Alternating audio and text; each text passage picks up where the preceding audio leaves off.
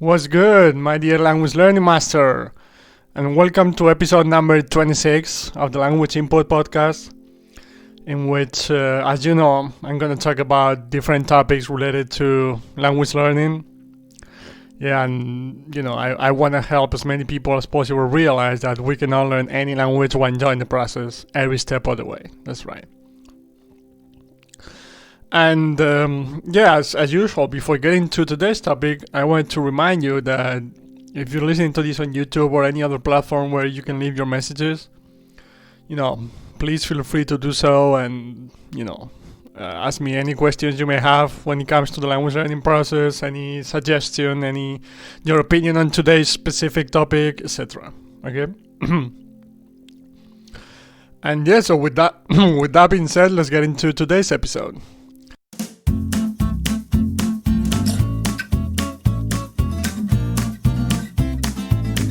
And today's topic is the number one cause of frustration in a language student. Yeah. And well, I'm going to talk about the number one cause of frustration in a language student and about how you can get rid of it. Okay. And again, I keep getting back to the traditional grammar approach, but it's just, to me, just the source of all our frustrations, right? So I have to keep getting back to it. And once again, because of the traditional grammar approach, in which we were pretty much forced to try to speak from day one, right? And the way we were told languages are actually learned is totally messed up. Okay. And that's when this frustration that I'm going to talk about comes into play. Okay. And I'm sure you can relate to this, right? And to me, the number one cause of frustration for a language student is not being able to speak. How to put it into words? Like not being able to speak as much as they'd like to at any given point or at any given level. As much as they'd like to, or as fluent as they'd like to at any single point. And I'm going to explain what I mean in a moment, okay? I hope it makes sense. And getting back to the traditional grammar approach, because we were not told that comprehensible input is the key to the entire process, and that we learn a language by listening and reading, and our ability to speak and write, our output, will eventually come as a consequence of it, right? And not as the cause, as we were told. We were always told about practice, output, and so on. So because of it, and I'm sure you can relate to this, when we can understand a foreign language to a certain level, okay, because of the traditional grammar approach, we think or we believe that we should be able to speak at a similar rate, right? Did you have that feeling, or did you have that impression? Even if not, even if just sort of subconscious or hidden somewhere, but I believe because we can understand quite a lot. It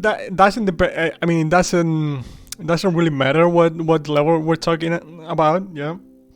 But if you're an intermediate speaker of a foreign language and you can understand this much, for some reason not, because of the traditional grammar approach, you think or you believe you should be able to speak at a similar rate, yeah. But once again, that's not the way the language process works. That's not the way the language mechanism works in our brain, right? And again, we see it all the time with kids. When they're a year old, 10 months old, 14 months old, they can actually understand a pretty good share of the language, and they show that by, moving or grabbing whatever you told them to grab, and whatever the example. But they cannot communicate yet. They cannot say anything yet. So that tells us how the language process actually works. Yeah, that we need to get comprehensible input like a lot of comprehensible input before we're ready to start speaking, before we're ready to start communicating, right?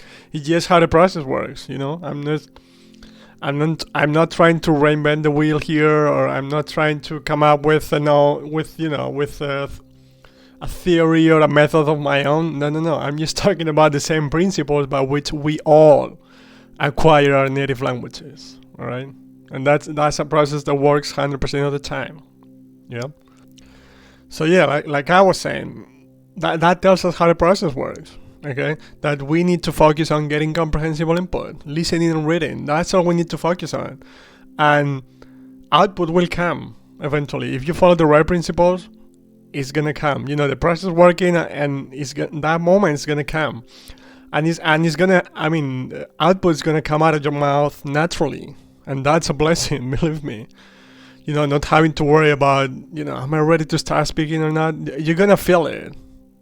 I know this is sort of a subjective idea, but believe me, you're gonna feel it.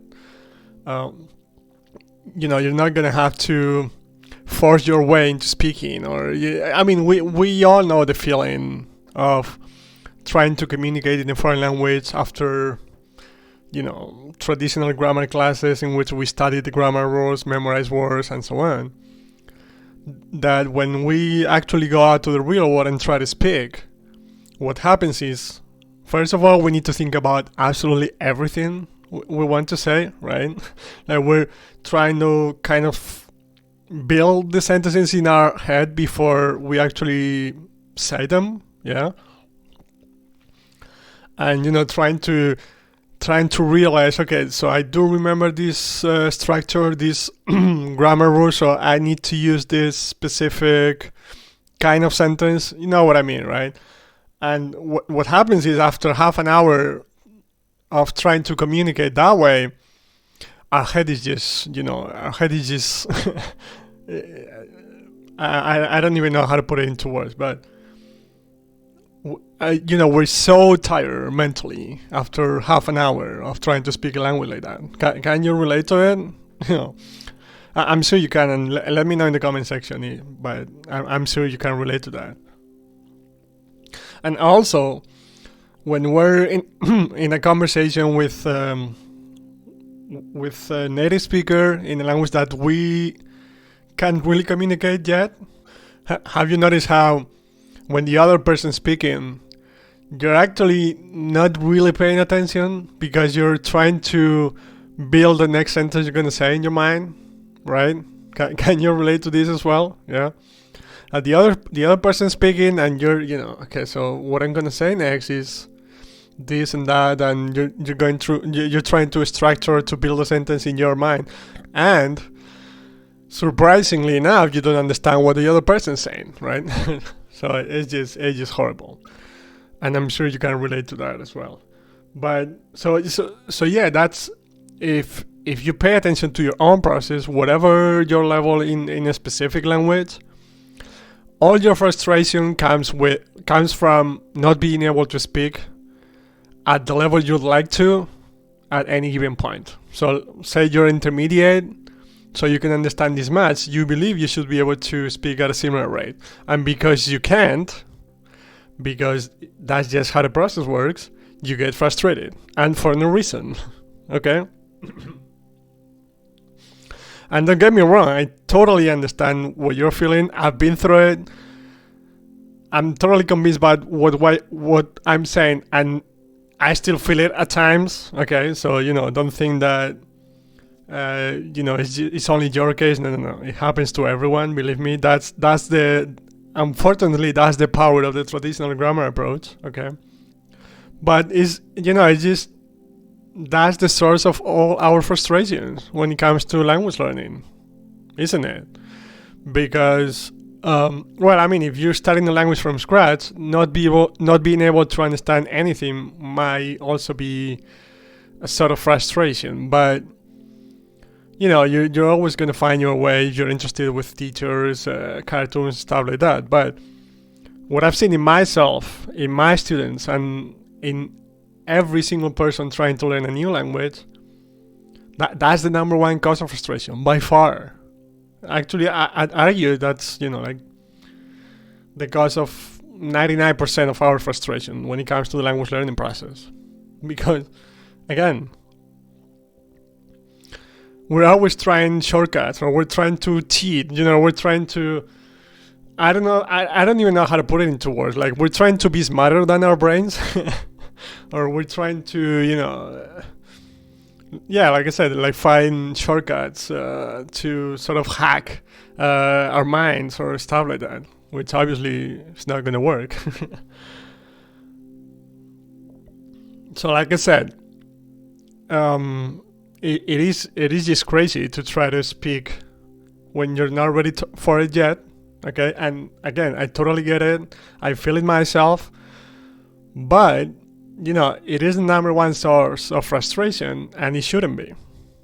Okay, because when you cannot communicate at the level you'd like to, it doesn't mean that the process is not working. It doesn't mean that you're dumb. It doesn't mean that you're not talented in languages. It doesn't mean that you're too old to learn a language. It doesn't mean that you're too young to learn a language. Whatever you can think of. It doesn't, It just means you didn't get to that point yet, and you need to keep focusing on getting comprehensible input. That's it. That's all you need to care about. That's all you need to worry about. Getting comprehensible input. And if you do that, the process working and your ability to speak will eventually show up. It's gonna happen, believe me, because I've seen it. I've seen it over. I see it all the time. I've seen it over and over again. I've seen it already 6 times in myself, and with foreign languages, and it just anyway. Like it's like every other episode that every other topic that I'm talking about in this podcast. It's all about trying to forget what we were told in primary school, high school, so on, about the traditional grammar approach, and trying to focus on getting comprehensible input, which again is the same process by which we all acquire our native languages. So like I said at the beginning, I'm not reinventing the wheel. I'm not trying to find shortcuts. I'm not trying to think about crazy ideas. No. It's nothing but the same process by which we all acquire our native languages. And it worked, right? So I don't know who came up with the idea that we adults learn languages differently, right? But anyway, I'm not saying we need to use the same resources, but the principles are the same, Anyway, so that's it for today's topic, everyone, and I hope you enjoyed it. I hope you're feeling much better about yourself right now, because believe me, it's not your fault. It's just how the process works. All right. And I'm gonna talk about a quote that I find pretty interesting. I don't remember what what I read it, but it's like, if you try to fight with reality, you only lose 100% of the time, right? So, with that being said, go ahead and try to cheat your brain, or no, just kidding. It's it's crazy to me, but anyway, my goal is to help you understand how the process works, to help you understand that you can learn any language while enjoying the process, because I do it all the time. I see it in my students. I see it in people convinced by this idea, etc. All right, and I've been there before. I've tried to learn a language through the traditional grammar approach, and it wasn't pretty, believe me. And now it's my absolute passion. I enjoy every single minute of it. So I want to help as many people as possible, go down the same path, down the same road.